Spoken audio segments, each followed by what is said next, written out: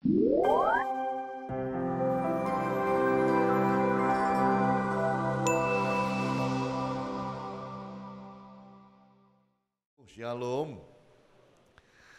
Salam sejahtera di dalam kasih Tuhan kita Yesus Kristus. Selamat tahun baru bagi Bapak Ibu semuanya. Kiranya di tahun yang baru ini hidup kita semua semakin baik, lebih bahagia, lebih berhasil, lebih sukses, lebih berkenan, lebih rohani, lebih sehat lagi di hadapan hadirat Tuhan semuanya.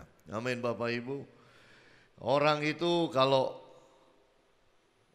tahun baru selalu punya yang namanya New Year's Resolution, yaitu adalah resolusi tahun baru. Artinya dia ingin ada perbaikan dalam hidup. Jadi biasanya membuat statement, pernyataan untuk diri sendiri. Tahun ini saya akan lebih rajin. Atau dia bilang, tahun ini saya akan diet dan turun 20 kilo. Atau dia akan berkata, tahun ini saya akan dapat nilai yang terbaik dalam studi saya.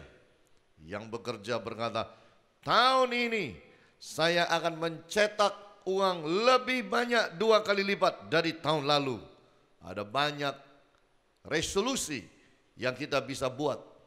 Ada yang berkata, tahun ini saya akan baca Alkitab 5 fatsal setiap hari. Resolusi. Setiap kita punya sesuatu yang kita buat. Kalau saudara tidak punya resolusi, jangan-jangan hidup saudara akan kembali seperti tahun lalu. Dan tidak akan banyak perubahan. Saya membaca resolusi yang dibuat oleh sebuah supermarket besar. Dan mereka itu punya data orang-orang yang membuat atau membeli barang-barang itu. Grocery, makanan sehari-hari. Mereka berkata begini, bahwa yang namanya minuman keras itu ngedrop sampai 40% di bulan Januari. Tetapi bulan Februari minggu kedua naik lagi 40%. Artinya apa? Pasti ada orang-orang yang berkata, mulai tahun ini saya nggak akan minum minuman lagi, nggak akan sentuh lagi. Itu ngomongnya awal tahun. Tetapi ketika sudah sampai Februari, luntur. Beli lagi, minum lagi, mabuk lagi, balik lagi seperti biasanya. Ada orang yang berkata, mereka punya survei, bahwa penjualan pizza itu turun 35% di Januari. Karena banyak orang berkata, tahun ini saya harus turunkan berat badan. Gak makan yang karbo-karbo, gak sentuh namanya pizza. Bulan Januari turun, bulan Februari naik lagi 35%. Artinya apa? Order lagi, beli lagi, makan lagi Bapak Ibu. News resolution itu, resolution selalu begitu Bapak Ibu. Kadang-kadang kita buat dan kita kemudian luntur di tengah jalan. Mungkin ada yang semangat sekali berkata, tahun ini saya akan baca Alkitab 20 fatsal sehari. Februari luntur, 2 fatsal aja gak selesai. Bisa terjadi itu dalam hidup kita. Saya tidak tahu apa yang saudara lakukan, apa resolusi yang saudara buat di dalam hidup ini. Namun kalau tidak saudara jaga itu, bulan-bulan ke depan akan sangat menentukan saudara masih jalani itu atau tidak lagi di dalam kehidupan. Kita harus teguh, kita harus kuat. Kita harus mau mendisiplinkan diri dengan sebaiknya. Baru kita bisa mengalami kemajuan-kemajuan dalam hidup. Hari ini saya ingin bawa kebenaran firman dengan satu tema, a new heart on new year. Hati yang baru di tahun yang baru. Kita akan sama-sama menyikapi mengenai seorang bernama Gideon. Siapa Gideon? Gideon adalah orang kecil, datang dari kaum yang sangat kecil, tidak terkenal. Gideon bukan siapa-siapa. Gideon seorang penakut. Tetapi di dalam hidupnya, dia menghasilkan dan melakukan banyak perkara besar. Dan membuat dia yang kecil, kaumnya yang sangat kecil, yang tidak berarti, dia yang tidak punya nama, dia yang tidak pernah lakukan perkara besar dalam hidup, akhirnya menjadi orang yang betul-betul luar biasa. Menjadi berkat bagi bangsa Israel. Situasinya adalah orang Midian itu menguasai bangsa Israel. Apa saja yang dilakukan orang Israel, beternak, punya kambing domba dan segala macam, orang Midian datang, rusakkan semua itu. Sehingga apa yang terjadi? Orang-orang Israel mengalami kemelaratan yang sangat luar biasa karena perbuatan orang-orang Midian. Zaman dahulu, kalau kita mau menaklukkan satu bangsa, tidak perlu besar, tidak perlu orang-orang besar, satu orang, dua orang. Tapi punya orang kecil, tapi jumlahnya itu sangat luar biasa banyaknya, itu kalah. Makanya kalau kita tahu zaman dahulu perang itu pasukan lawan pasukan. Kalau kita sudah lihat pasukan musuh ternyata lebih banyak dari pasukan kita ambil bendera putih, lalu kirim utusan. Lalu yang sana turun, mau perang enggak? Udah lihat enggak? Orang-orang kami begini banyak. Iya, kami lihat orangmu banyak sekali. Kami nyerah deh. Gimana deh? Deal-dealannya seperti apa? Apa yang kamu mau? Apa yang kamu minta? Supaya kita nggak usah perang. Kira-kira zaman dahulu begitu. Tapi kalau deal-dealannya nggak jadi, mereka kembali lapor kepada pimpinan. Perang Bapak Ibu akan berlangsung. Nah, di dalam urusan inilah kita mau belajar dari bagaimana Gideon yang kecil datang dari kaum yang kecil, kemudian menghasilkan perkara-perkara yang besar dalam hidup ini. Tujuannya adalah supaya saudara dan saya memasuki tahun ini, kita bisa ambil perkara-perkara yang hebat yang ada pada Gideon, diterapkan di dalam kehidupan kita, sehingga kita pun akan melihat hasil yang baik di tahun ini, 2018. Nah, mari lihat dengan saya bersama-sama, sikap hati yang seperti apa yang harus kita bawa untuk masuk di dalam tahun 2018. Apa yang harus ada perubahan dalam hati dan hidup saudara, supaya kita sama-sama bisa melakukan sesuatu yang besar di tahun ini. Nomor satu, expecting great things to happen. Selalu mengharapkan hal-hal yang besar terjadi. Selalu mengharapkan hal-hal yang besar untuk terjadi dalam hidup ini. Mikir aja, membayangkan saja, kenapa nggak berani? Banyak orang bermimpi besar, tidak berani mikir besar, tidak berani merenungkan sesuatu yang besar, tidak berani.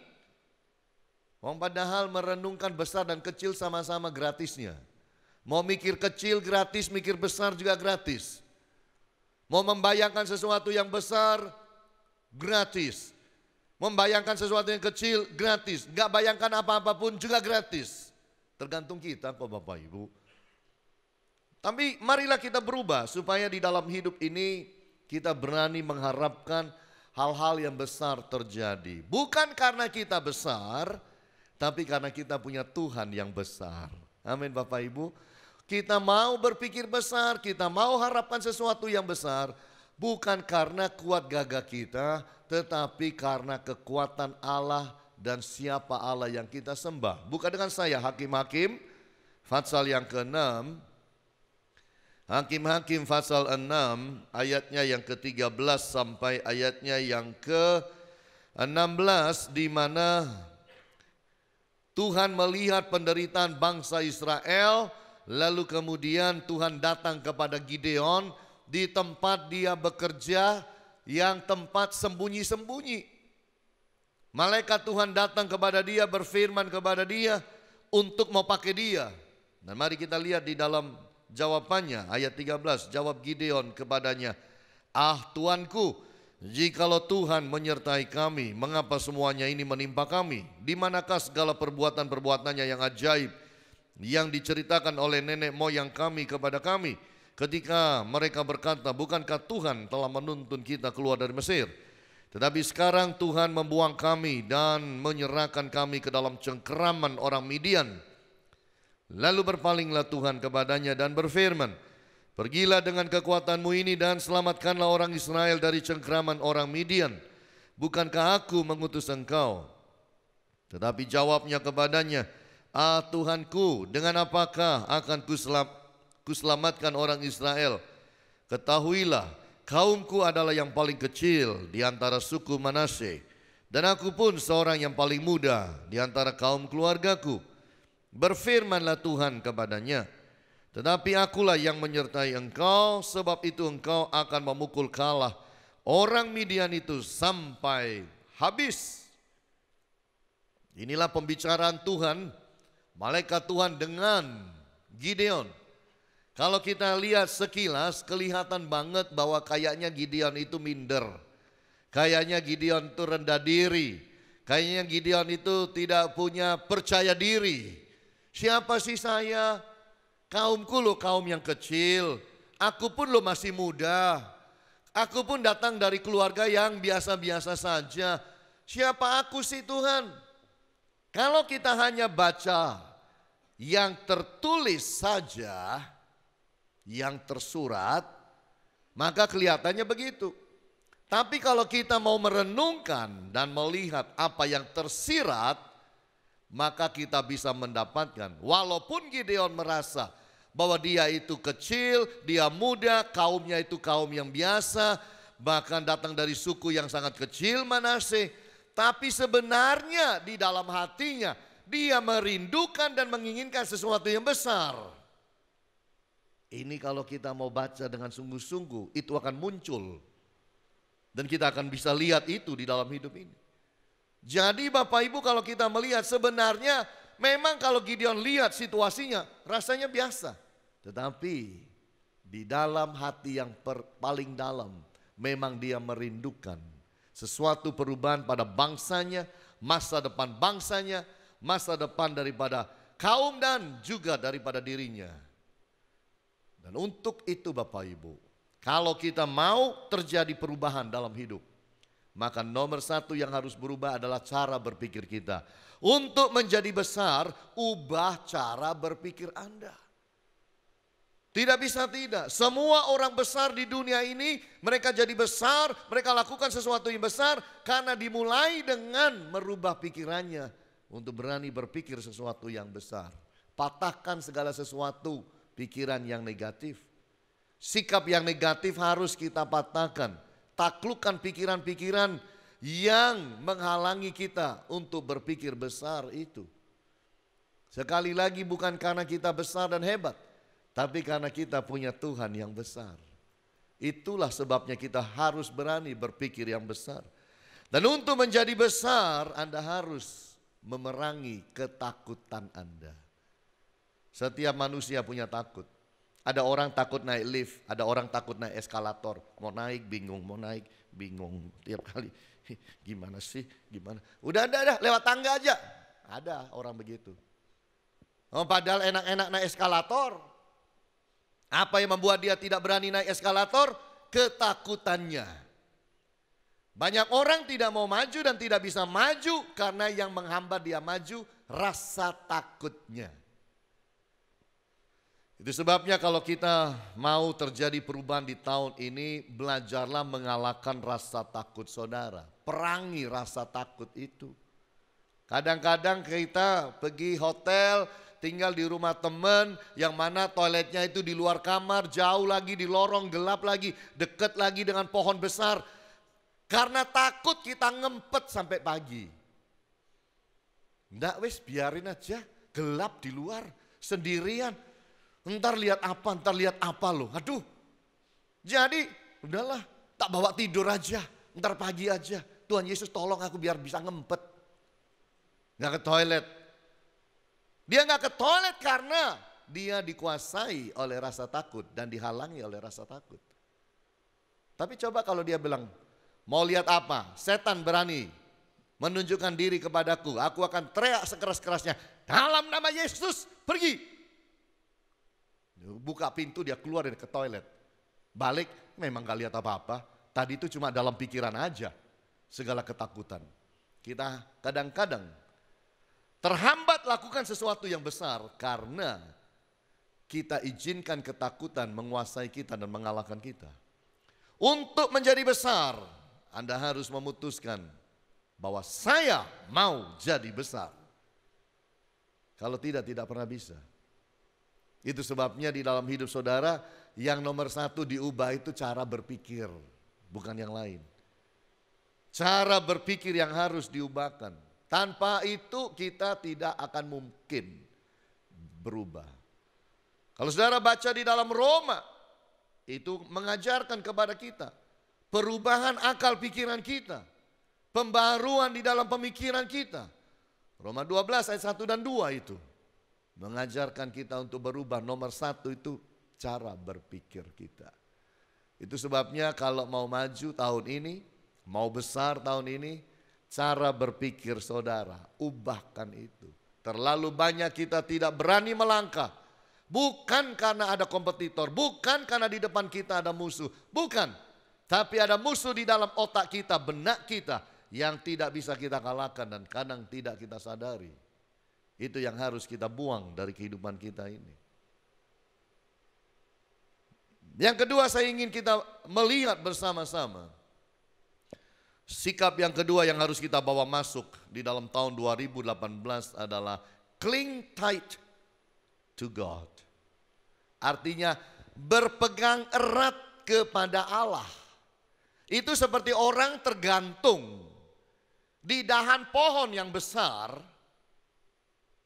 Lalu dia pegang erat dahan pohon itu karena di bawah ada buaya.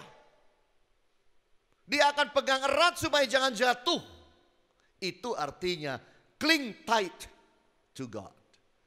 Pegang erat dia di tahun ini. Ayat 17 sampai ayat 23.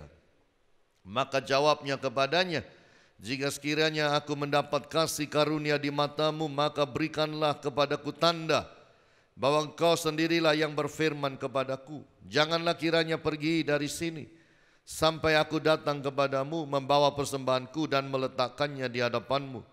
Firman-Nya, aku akan tinggal sampai engkau kembali. Masuklah Gideon ke dalam, lalu mengolah seekor anak kambing dan roti yang tidak beragi dari seefa tepung. Ditaruhnya daging itu dalam bakul dan kuahnya ke dalam periuk. Dibawanya itu kepadanya di bawah pohon tarbantin, lalu disuguhkannya. Berfirmanlah malaikat Allah kepadanya, ambillah daging dan roti yang tidak beragi itu, letakkanlah ke atas batu ini dan curahkanlah kuahnya. Maka diperbuatnya demikian. Maka malaikat Tuhan mengulurkan tongkat yang ada di tangannya, dengan ujungnya disinggungnya daging dan roti itu. Maka timbullah api dari batu itu dan memakan habis daging dan roti itu. Kemudian hilanglah malaikat Tuhan dari hadapannya. Maka tahulah Gideon bahwa itulah malaikat Tuhan. Lalu katanya, celakalah aku, Tuhanku Allah, sebab memang telah kulihat malaikat Tuhan dengan berhadapan muka. Tetapi berfirmanlah Tuhan kepadanya, selamatlah engkau, jangan takut, engkau tidak akan mati. Sebelum Gideon melakukan perkara besar, diangkat Tuhan menjadi pemimpin yang memimpin dan membawa bangsa Israel berhadapan dengan orang Midian yang begitu banyak jumlahnya. Yang mana mereka sudah mengalami kungkungan bertahun-tahun, melarat gara-gara kungkungan daripada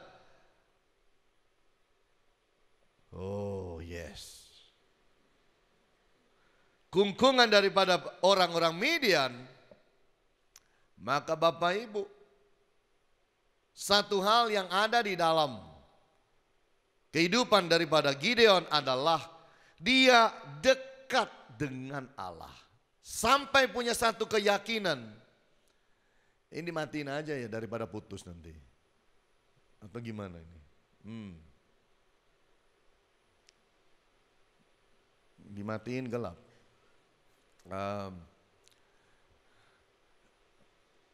Yang sana mungkin, nah bisa.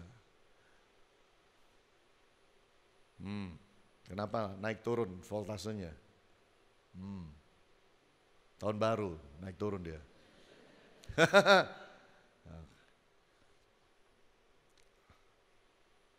Sudah oke? Kayaknya oke ya.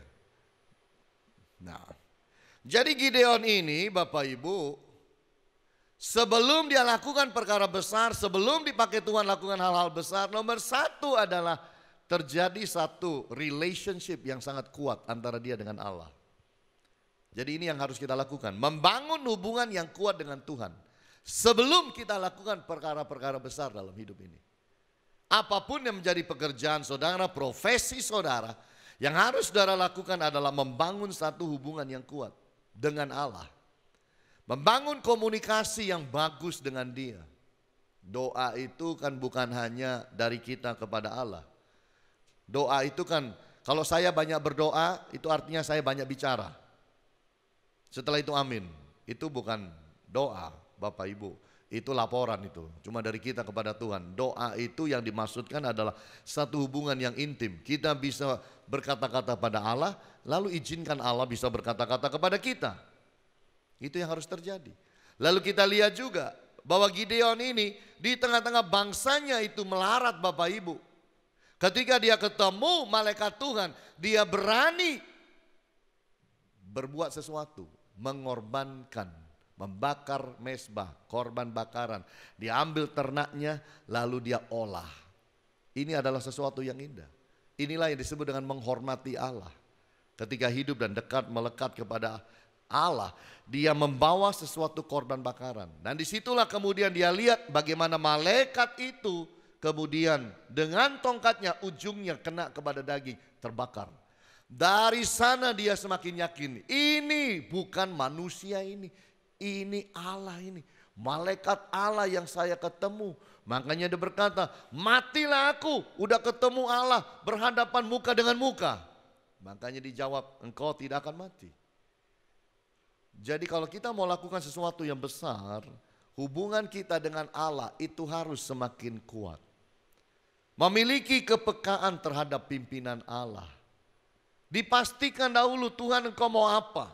Kadang-kadang kita Bapak Ibu, ini loh maunya saya ini Tuhan, maunya saya ini Tuhan, maunya saya ini, berkatilah. Bagaimana kalau kita itu di awal tahun buka hati kepada Tuhan dan bertanya, Tuhan ini profesi saya, ini kerjaan saya, Tuhan mau apa lagi dengan saya? Tuhan mau bangun apa dengan saya? Tuhan engkau mau extend apa, perbesar apa dengan saya? Itulah yang disebut meminta petunjuk daripada Tuhan untuk kita bisa berjalan. Karena yang namanya Gideon ini hanya mengerjakan apa yang biasa dia kerjakan sehari-hari. Tetapi Allah datang dan membawa satu visi dan taruh itu dalam hatinya, buat dia yakin sehingga dia akan bekerja. Gideon itu kan suka minta tanda sama Tuhan. Dia selalu orang yang suka minta tanda. Kalau itu memang engkau, aku akan bakar mezbah. Bagi engkau bawain ini daging-daging ini sebagai korban. Oh, dia nggak usah bakar, malaikat sentuh dengan tongkat, terbakar semua. Kaget dia, lihat ini sesuatu mujizat. Lalu kemudian ada di waktu yang lain, kalau nggak salah itu di dalam Fatsal yang ke-7, Fatsal ke-6 ayat-ayat yang terakhir, dia membentangkan akan bulu domba. Dia berkata, kalau memang engkau yang suruh aku mau bulu domba ini basah, tanah sekelilingnya kering. Besok diperes dapat segelas. Lalu dia berkata, nah coba dibalik Tuhan. Sekeliling daripada, yaitu tanah itu basah semua, tapi bulu dombanya yang kering. Tuhan kasih. Minta tanda kepada Allah bukan artinya kita itu tidak percaya. Minta tanda itu adalah sebenarnya minta arahan daripada Allah. Minta tanda itu adalah sebuah konfirmasi daripada Tuhan. Ya kalau saudara itu kadang-kadang di persimpangan jalan kita berjalan dalam hidup kita. Bingung antara pilih A dan B. Saudara boleh minta tanda dari Tuhan. Mending saya ambil yang A atau mending saya ambil yang B. Minta tanda itu adalah minta arahan. Minta konfirmasi daripada Allah. Itu yang akan menolong. Jadi kalau saya melihat ini bukan artinya Gideon tukang ragu-ragu. Bukan. Tapi dia ingin pasti. Kalau berjalan adalah saya berjalan dalam visi Allah. Mintalah visi daripada Tuhan untuk saudara berjalan di tahun ini. Membangun diri dalam visi Allah itu penting.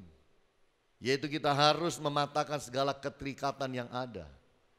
Seringkali kita selalu bilang kita nggak bisa, kita nggak mampu, kita tidak tahu caranya, kita kurang ini, kurang itu. Kita banyak negatifnya dalam hidup. Kita harus belajar bagaimana hidup berkemenangan dalam Dia. Gideon bukan siapa-siapa sampai dia melakukan visi Allah dan dia menjadi besar oleh karena itu. Hidup melekat kepada Allah itu seperti apa? Itu seperti jarum dan benang. Allah jarumnya, kita benangnya. Benangnya itu yang dimasukkan ke lubang jarum. Kemana jarum itu pergi, benangnya ikut. Betul nggak Bapak Ibu? Itu. Kalau benangnya lepas, harus ambil lagi, masukkan lagi. Sehingga kemana jarum itu pergi, benangnya ikut.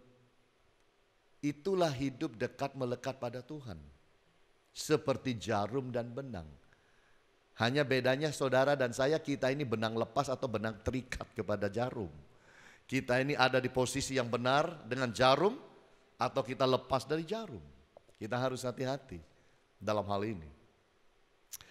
Yang ketiga kita lihat bersama-sama, sikap yang ketiga yang harus kita bawa masuk di tahun ini adalah push yourself forward. Bawa diri saudara, dorong diri saudara maju. Dorong diri saudara maju ke depan. Dalam Fatsal 7 ayat 7.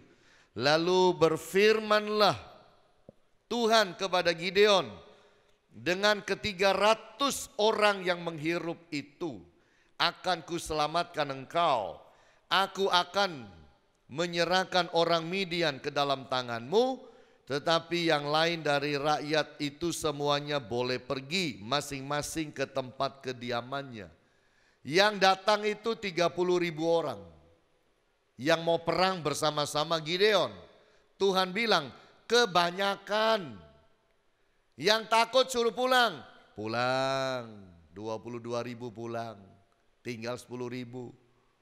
10.000 disaring. Bawa masuk minum air di sungai. Yang minumnya kayak anjing, disendirikan. Yang minumnya dengan tangan, dibawa ke mulut, disendirikan. Lalu Tuhan bilang, yang minum kayak anjing suruh pulang. Yang minum dengan angkat tangan, taruh di mulut, itu yang kau pakai untuk perang. Jumlahnya berapa? Ternyata cuma 300. Harusnya Gideon itu komplain. Loh Tuhan, yang benar aja. Yang musuh saya itu berapa banyak? Saudara tahu? Kalau saudara buka di dalam Fatsal yang ke-8, musuhnya itu 100.000 lebih. Lagi Gideon ini orangnya cuma 300. Saya mau tanya di dalam ruangan ini, siapa yang mau punya serdadu cuma 300 lawan 120 ribuan orang? Angkat tangan. Tidakkah kita akan berkata, ini proyek bunuh diri Tuhan. Tuhan kalau mau matiin saya dan mau bunuh saya, nggak usah repot-repot beginilah Tuhan. Sekarang aja, bakar saya, udah. Kalau cuma mau bikin saya susah dan bikin saya mati, nggak usah begini caranya. Masa 300 lawan begitu banyak? Nggak sebanding, nggak mungkin bisa menang.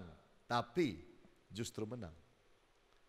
Untung Gideon nggak bilang begini, Tuhan saya maaf Tuhan, komplain banget.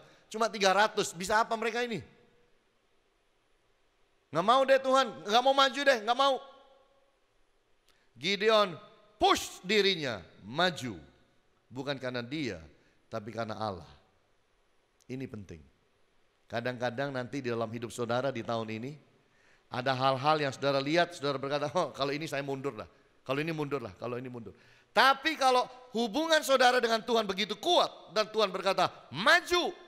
Belajar maju karena Tuhan. Walaupun otak kita kadang-kadang gak sampai. Gak mungkin nih, mustahil nih, terlalu besar nih. Ini betul-betul betul proyek gila ini, nggak mungkin. Saudara, dengan iman kita maju. Melakukan apa yang Tuhan mau. Berani bilang amin. Amin Bapak Ibu. Ini yang Tuhan mau. Berani melakukan sesuatu yang baru. Gideon itu loh kerjanya apa? Tukang ngirik anggur itu di tempat anggur. Kerja seperti orang biasa. Tapi sekarang dirubah untuk lakukan sesuatu yang baru belum pernah dia lakukan. Berani melakukan sesuatu yang baru. Tahun ini tahun baru. Berani melakukan sesuatu yang baru. Kalau Tuhan izinkan dan Tuhan mau saudara lakukan sesuatu yang baru, why not? Lakukan sesuatu yang baru. Bersemangatlah terhadap sebuah tantangan. Gideon semangat nih, walaupun orangnya 300, semangat. Bawa kendi, bawa obor. Orang 300 dipecah dalam 3 grup, 100, 100, 100. Dan dia maju perang. Ternyata yang perang Tuhan, bukan dia. Hebat ya Bapak Ibu. Artinya kadang-kadang kita seolah-olah merasa Tuhan menjerumuskan kita. Tapi tidak. Tuhan bisa membela kita dan menolong kita. Bersemangatlah terhadap persiapan, terhadap sesuatu yang baru. Jangan selalu pesimis. Ada opportunity, ada kesempatan, ada satu peluang yang baik. Jangan gampang jadi orang itu terus, alah percuma. Nanti loh belum tentu. Banyak yang sudah jalani, gak bisa. Ojo dicoba, percuma. Nah, jangan lihat sesuatu selalu begitu. Belajar rubah. Semangat terhadap yang namanya tantangan. Berani hadapi masalah. Jangan izinkan masalah memerintah atas diri kita, mengalahkan kita. Kalau yang namanya Gideon tidak mau berubah sikap, maka orang Midian masih tetap menguasai orang Israel. Tidak akan ada perubahan. Yang harus berubah itu nomor satu memang sikap di dalam diri kita. Berani saudara, dorong diri saudara, lakukan sesuatu yang lebih. Saya ya masih fitness, punya pelatih. Ya, di tengah sibuk, yang hari saya bisa saya akan fitness dengan baik. Saya treadmill, saya angkat besi yang gak berat-berat. Tapi kadang-kadang buat saya sudah berat. Udah didorong berat, bench press. Kiri kanan buat saya berat. Sudah berat kayak begitu. Heran, pelatih saya masih suka nambahi. Tambahi lagi kiri, tambahi kanan. Dalam pikiran saya, ya wis gak mungkin ini. Ayo Pak Hani, bisa, ayo, push. Wah kenceng aja suaranya. Buat saya jadi semangat saudara. Saya push, bisa juga saudara. Ini. Push. Kadang-kadang kita harus push diri kita. Dorong. Untuk kita bisa punya satu level yang lebih tinggi. Ini yang Tuhan mau. Berani melakukan perubahan besar. Gideon berani lakukan semuanya itu. Kenapa? Karena dia tahu kalau dia jalankan itu, orang Israel diberkati. Lepas dari kungkungan musuh. Kalau dia jalani itu, Tuhan dimuliakan. Dan dia suka itu. Beranilah di dalam hidup ini. Kadang-kadang gak usah mikirin kita. Tapi mungkin untuk orang lain. Mikirnya untuk keluarga. Mikirnya untuk bangsa kita mungkin. Mikirnya untuk komunitas Kristen. Berani lakukan sesuatu. Bahkan berani menghadapkan diri kepada hal-hal yang sifatnya tantangan besar. Kadang-kadang bukan buat kita, tapi buat yang lain. Supaya yang lain bisa menikmati hidup jauh lebih baik. Kalau kita punya sikap-sikap yang seperti ini, saya yakin dan percaya Bapak Ibu akan terjadi perubahan. Saya ingin ceritakan mengenai Monty Roberts. Monty Roberts ini adalah anak daripada seorang peternak kuda. Dari kecil dia selalu lihat papanya dan teman-temannya itu kalau menjinakkan kuda itu bagaimana caranya. Kuda itu kalau dijinakkan, dipukul, dipecut, diikat kakinya, dipaksa untuk nurut Bapak Ibu. Jadi kuda liar, kalau ada kuda liar, saudara tidak akan kuda liar itu saudara bisa angkat pelana dan taruh dan ikat. Baru deket udah dijejek kita ini, udah bikin ulah. Liar kan namanya, nggak mau ditunggangin. Makanya kalau ada kuda liar kan begini-begini. Kan begitu. Jadi dia itu lihat apakah memang hanya ada satu cara menjinakkan kuda. Yaitu adalah dipukul, dipecut, diikat kakinya, disiksa, baru kudanya nurut. Sebagai anak peternak kuda, lama-lama dia mempelajari sifat kuda. Dia pelajari sifat kuda. Lama-lama ketika dia udah besar, saudara tahu yang dia lakukan berbeda dengan yang dilakukan papanya dan teman-temannya. Bagaimana dia jinakkan kuda? Kudanya dideketin, diajak ngomong, kemudian ditinggal pergi, kudanya yang ngikut dia. Kemudian dekat, lalu diajak ngobrol kudanya, lalu ditaruh pelananya di atas. Dan orang ini bisa membuktikan, kuda liar yang belum pernah ditunggangi dan baru ditangkap, kuda liar, dia jinakkan dalam 30 menit tanpa kekerasan. Akhirnya dia buka sebuah kursus menjinakkan kuda, namanya Join Up. Dan saudara, dia mengajar orang cara baru menjinakkan kuda. Semua dimulai dari mana? Sikap. Ketika kita mau ada perubahan, sikap. Saya nggak mau. Kuda itu harus dipecut, kuda itu harus disiksa, kuda itu harus dipaksa. Saya akan buat bagaimana kuda itu menyerahkan dirinya untuk saya naiki. Dan saya bawa jalan kemana saya mau. Saya akan buat dia dengan sukarela memberikan dirinya. Itu dimulai bagaimana dia punya satu sikap untuk membawa perubahan. Tahun ini mari bawa perubahan dalam kehidupan kita semua. Mari bawa perubahan dalam keluarga kita. Lakukan hal-hal yang penting. Dan 3 sikap yang harus kita bawa. Selalu mengharapkan hal besar terjadi dalam hidup ini. Tahun ini berani berpikir besar.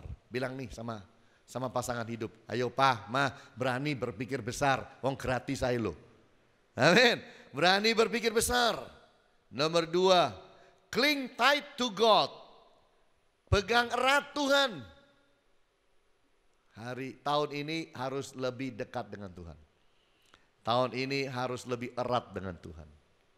Itu harus jadi pemikiran saudara.